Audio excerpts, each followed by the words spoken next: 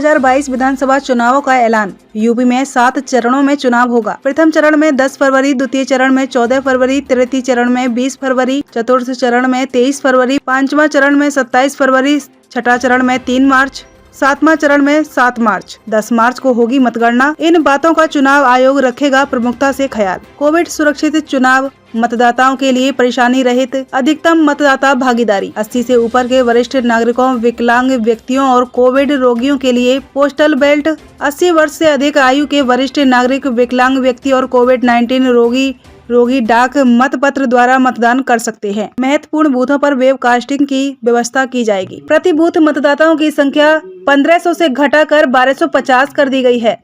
कुल मतदान केंद्रों की संख्या 16% से अधिक हो गई है।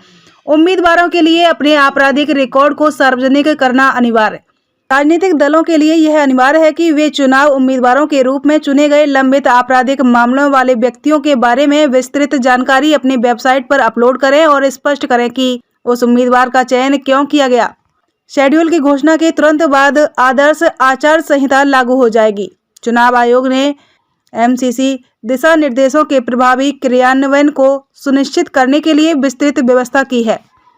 इन दिशा निर्देशों के किसी भी उल्लंघन से सख्ती से निपटा जाएगा। आदर्श आचार संहिता के उल्लंघन, धन के वितरण और मुफ्त उपहार की किसी भी घटना की रिपोर्ट करने के लिए मतदाताओं द्वारा हमारे सी-विजिल एप्लीकेशन का उपयोग किया जाना चाहिए। शिकायत के 100 मिनट के भीतर चुनाव आयोग के अधिकारी अपराध स्थल पर पहुंच जाएंगे।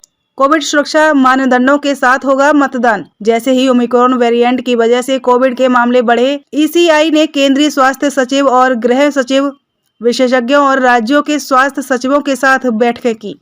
इन विचारों और जमीनी स्थिति को ध्यान में रखते हुए चुनाव आयोग ने सुरक्षा मानदंडों के साथ चुनाव की घोषणा करने का फैसला किया।